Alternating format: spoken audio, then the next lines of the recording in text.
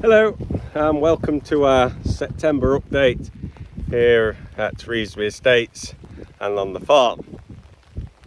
Now, unfortunately I'm going to have to start again with the weather. So we actually stand today on the 1st of October. You can see I've got my coat on. We are squinting because it is absolutely chucking it down. It feels like Groundhog Day.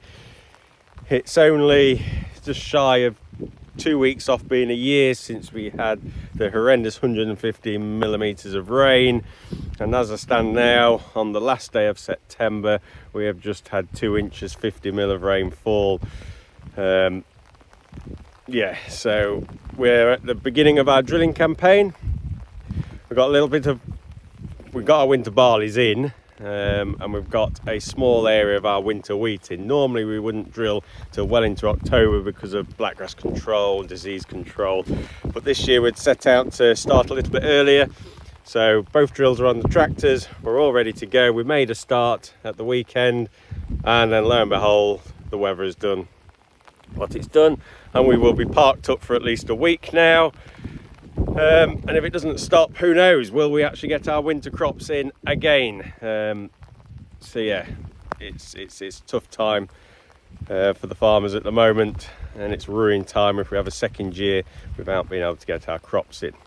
However, so September, look on the bright side, hopefully it'll stop, but we have had 109 millimeters of rain in September.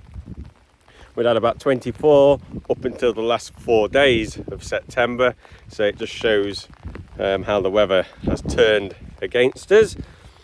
The harvest still isn't quite complete. We've got our chickpeas and our haricot beans to get. This is showing now the difficulties with these sort of novel crops and why they're not grown whole scale, why we do sort of small trials with them, because you get into this weather pattern now and it is going to be a struggle to get them. So although they're a great crop, great benefits being brought to the farm and the environment, whether they're going to suit our climate, we just need more development on the seed to get them ripening earlier on. Certainly by mid-September they need to be ready for cutting. So let's just hope the weather sorts out and we can get those. Temperature wise, I think we had a high of it was 23 degrees and we've had a low of 1.7. We have seen some small ground frosts. So like I say, we are ready to start drilling. The lads have done well. The land prep's all been done. Drills are on. We'll see, we've done some ploughing for the first time in quite a while. Again, this is to control blackgrass, a weed which has been a problem, but we've got on top of it. But with the weather pattern last year, we just had a few fields which I felt I didn't like the populations we had. So you'll see a bit of ploughing going on there, some cover crops going in as well. So I'm going to take cover because I'm getting wet. So hope you enjoy this update. This is an interesting observation. This field here last season had a lot of nitrogen trials on it. This strip just right here had no nitrogen applied to it at all. And you can see the actual weed burden which is in here. This is due down to population competition. There's just not been enough canopy, not enough wheat plants. A lot of light's got through to the bottom, which has encouraged a lot of weed to grow. So not only did we have nearly 75% reduction in yield from not putting any fertilizer on, we've also got an increase in our weed burden to deal with. That's not such a problem for this season because Avatar's on behind. And you can see going through some clean stubble in the weed next to me. I'm currently putting a cover crop in here which will be grazed with sheep sort of November onwards. So them sheep will take the weed out in that situation there anyway. But I thought it just interesting to show how one input can have a knock-on effect onto other things within the system. So their reduction in nitrogen not only reduced our yield, but it's increased our weed burden in there. And if we wasn't going to graze it, we'd have to be using the likes of Roundup on there if that was coming a crop right now. So it's the 20th of September and I've just come down to take a look at our haricot beans.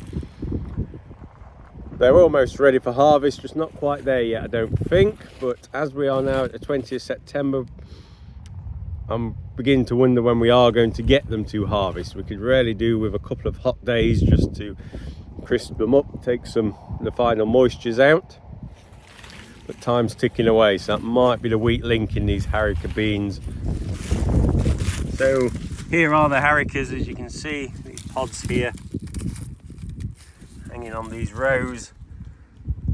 They've actually podded up very well. Just split one of these open.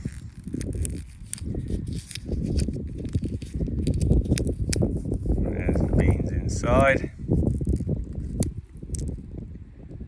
Like I say, can just do with a couple of days more, really.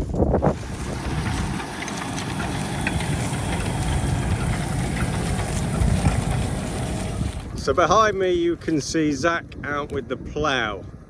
So this is a machine we haven't actually used for quite some years here.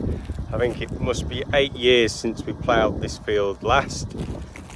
But we're having to plough this field because in the autumn and winter last year we got quite a lot of blackgrass grow within this field. So the best way, because this field hasn't been ploughed for a long time, we've decided to plough it now and we're going to bury them blackgrass seeds at depth and hopefully they won't grow anymore. And the plan will be this field won't get ploughed for probably another 8-10 years or even longer if needed. So we're having to use the ploughing here. This is coming peas, so we're going to plough it, break the ploughing down and then put a cover crop on the top to set the soil up so we can direct drill into it in the spring. So you can see Zach's doing a good job at ploughing it. Hardly any trash left on the top, because the idea is we take this top surface here, which could be containing the blackgrass seeds. The skimmers will take it, fold it over and pop it into the bottom of the furrow. So we're ploughing around 10 inches here, fairly deep, but that's because down on the bottom here is where we want that blackgrass seed out the way, so it will degrade and die off in the soil. The plan will be to come over the top of this then with our culti press, which will just fracture these, break these down and drill the cover crop in, and then it will be set ready for the marrowfat peas to be then drilled straight in the spring. Here's Zach. We plough on the top because we do not want to run in the furrow and put any compaction in, so all the compaction what we made by the tractor is being taken out.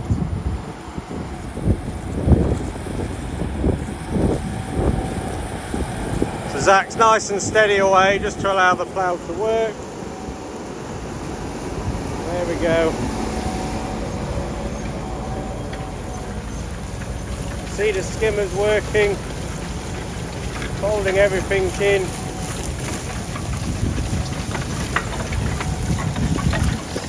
And then the final, they're just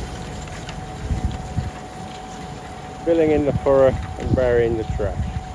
Yeah, so we've still got Rhubarb. Rhubarb's taking cover in the truck, although she loves to run in the rain. She doesn't mind it at all.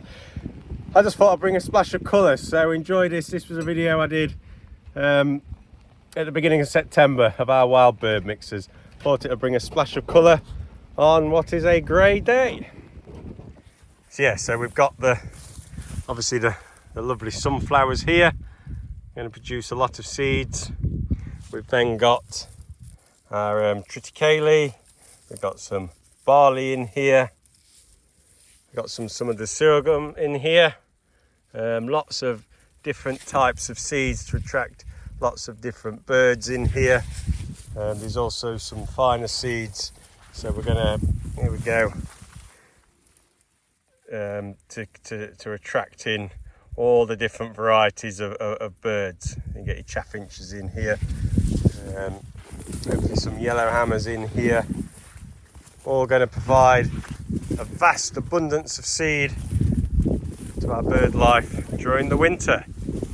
It's just nice to see the splash of yellow, especially on any dull days. So I hope you enjoyed that update. fingers crossed for some better news in our October update. We'll see you then.